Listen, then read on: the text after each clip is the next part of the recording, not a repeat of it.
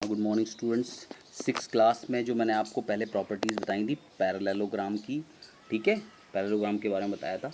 अब हम बात करते हैं रेक्टेंगल की, ठीक है। तो ये क्वाड्रिलेटरल में जो टाइप्स हैं, टाइप्स का मतलब है कि पहले तो क्वाड्रिलेटरल क्या होता है, उसकी जितनी प्रॉपर्टी होती है वो तो इनमें होंगी, उसके अलावा कुछ अलग प्रॉपर्टी होती है, इसलिए इनका एक दूसरा नाम भी होता है, क्योंकि इनमें कुछ ऐसा होता है जिसकी वजह से इनको ये नाम देते हैं। जैसे रेक्टेंगल, रेक्टेंगल क्या है? A rectangle is a parallelogram in which all angles are right angles, ठीक है।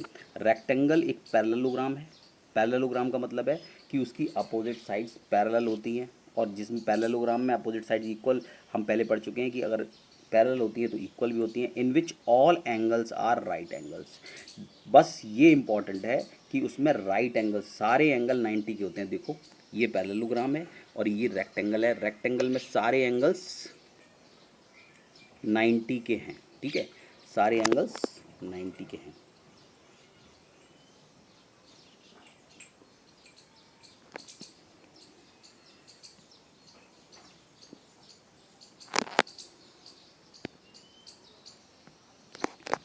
नेक्स्ट इज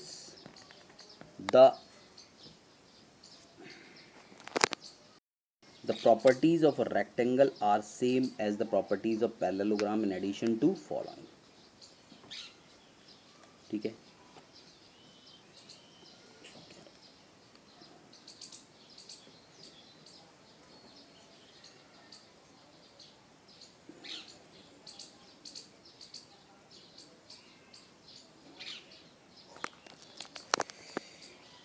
अब देखें रेक्टेंगल के अंदर, रेक्टेंगल में बिल्कुल पैरेललोग्राम वाली प्रॉपर्टीज़ होती हैं, बस दो प्रॉपर्टीज़ उसकी अलग होती हैं। एक तो all angles are right angles, all angles are right angles, और दूसरा डायगोनल्स आर इक्वल, डायगोनल्स जो हैं वो इक्वल होते हैं।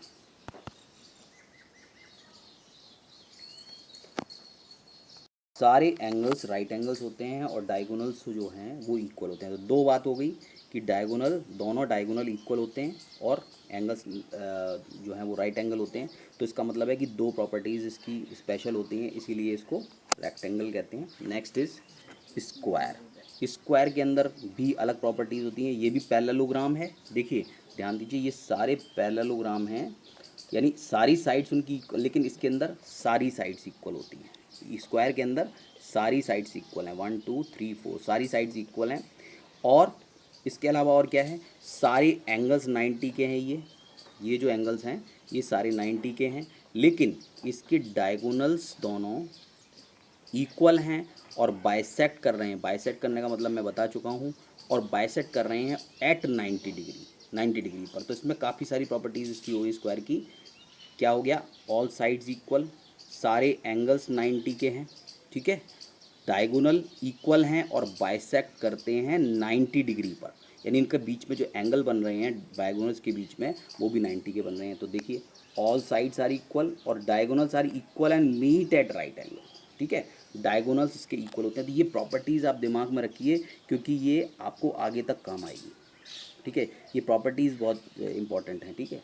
फिर आता है रोम्बस। रोम्बस में क्या है, और rhombus is a parallelogram in which all the sides are equal.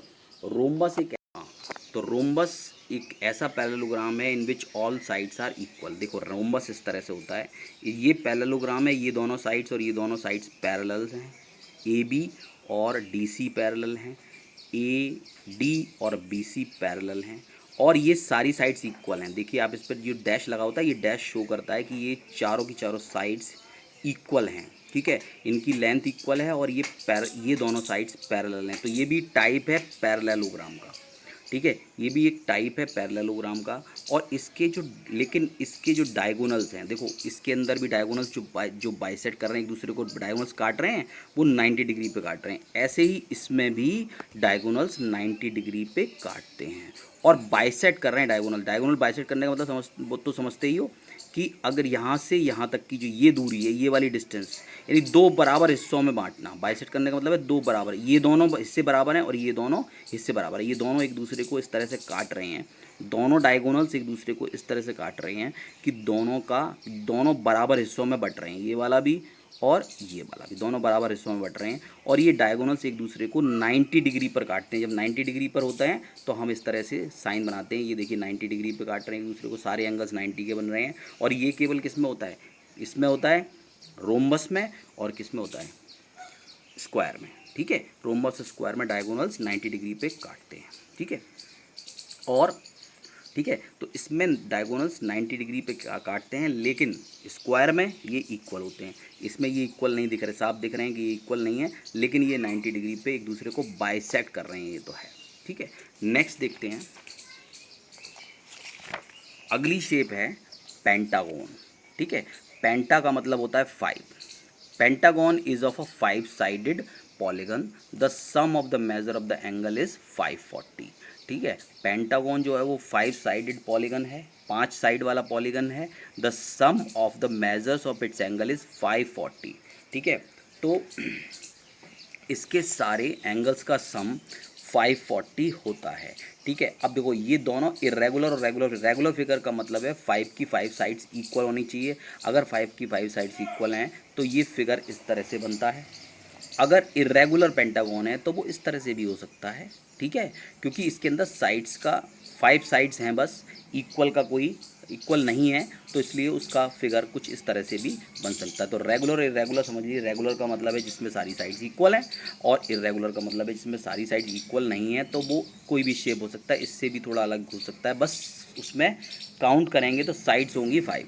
ठीक है, next is hexagon. Hexa means 6, तो 6 साइड्स वाला जो पॉलीगन होता है, 6 साइड्स वाला है ना, 4 साइड्स पढ़ लिया, 5 साइड्स, अब 6 साइड वाले को हेक्सागोन कहते हैं। ठीक है, तो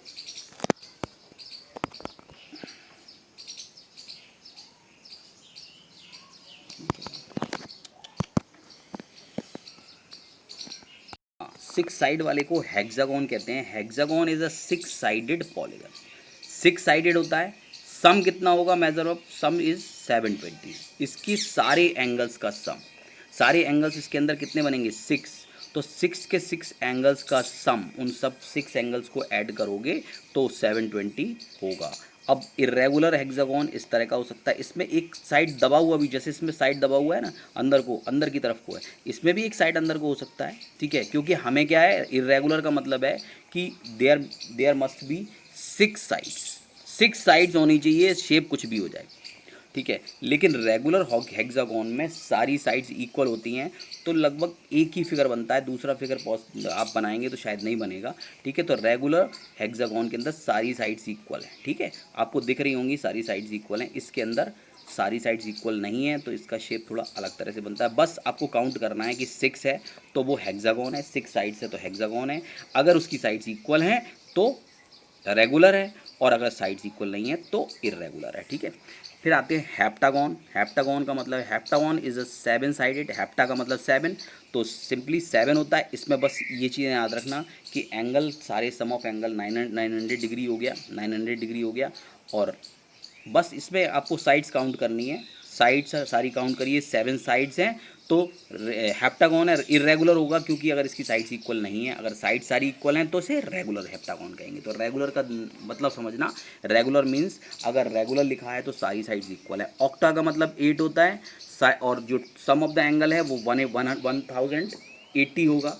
ठीक है, रेगुलर इरेगुलर है तो टेढ़ी मेढ़ी शेप हो सकती है, बस आपको साइड काउंट करनी है। साइड आपको ऑक्टा के हिसाब से 8 होनी चाहिए, साइड से 8 हैं, और अगर रेगुलर हैं तो फिगर ऐसा होगा, और अगर इरेगुलर है तो कुछ और भी हो सकता है, कुछ कोई भी साइड अंदर को भी हो सकती है, बाहर की हो सकती है, बस इसमें 8 साइड्स होंगी। नोनागोन का मतलब है, nonagon is a 9 sided polygon. 9 sided होता है तो सम हो जाता है 1260 डिग्री। ठीक है, और इरेगुलर, इसमें दो चीज़ें आप बस याद रखना कि साइड्स कितनी है, वो तो उसके नाम से भी हो जाता है, नोना का मतलब 9 हो गया, और इसको 1260। ठीक है, अब इसमें देखो इरेगुलर नोनागोन, नोनागोन अगर इरेगुलर है, बस इसकी साइड्स काउंट करनी है, तो 9 साइड्स दिख रही हैं लेकिन अजीब सी शेप है। और अगर एक सही शेप होगी, रेगुलर होगा, अगर इसकी सारी साइड्स इक्वल होंगी तो ये प्रॉपर शेप होती है, ठीक है। तो ये रेगुलर नोनाकॉन है। तो आप इसको याद कर लीजिए कि क्वाड्रिलेटरल, क्वाड्री का मतलब 4 हो गया। अभी देखिए डेकागोन, डेकागोन मीन्स 10 होता है। Deca is a 10 sided polygon, the sum of the measure of the angle is 1440, ठीक है। इरेगुलर डेकागोन है, ठीक है, रेगुलर डेकागोन है। तो रेगुलर होता है तो इस तरह से है, और इरेगुलर होता है तो कम से कम 10 तक तो आप कर लीजिए, जैसे पेंटा, हेक्सा, हेप्टा, ऑक्टा, नोना और डेका, ऐसे करके याद कर लो। पेंटा, हेक्सा, हेप्टा, ऑक्टा, नोना और डेका। तो उससे आपको रहेगा 5 6 7 8 9 10, ठीक है, 5 6 7 8 9 10, ठीक है। इतना याद कर लो तो आपको आपको अगर कोई आता है कि इस वाले में कितनी साइड्स होती हैं याद रहेगा। अब देखें, इसमें एक और चीज़ इंपॉर्टेंट सी दी हुई है यहाँ पर, देखें, the sum of the interior angles of a polygon is n-2।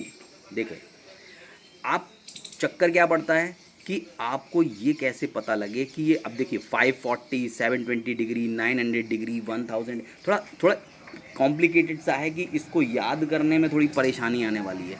तो हम उसके लिए क्या करते हैं, एक फॉर्मूला याद कर लेते हैं, the sum of the interior angles of a polygon. Polygon के इंटीरियर एंगल्स का सम n-2 इंटू 180 होता है, ठीक है।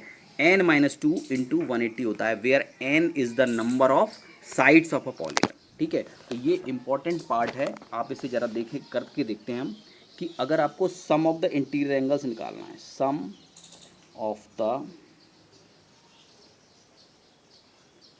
Interior angles, sum of the interior angles क्या है, n-2 इंटू 180। चेक करते हैं ज़रा क्या है, ये सही है कि गलत है।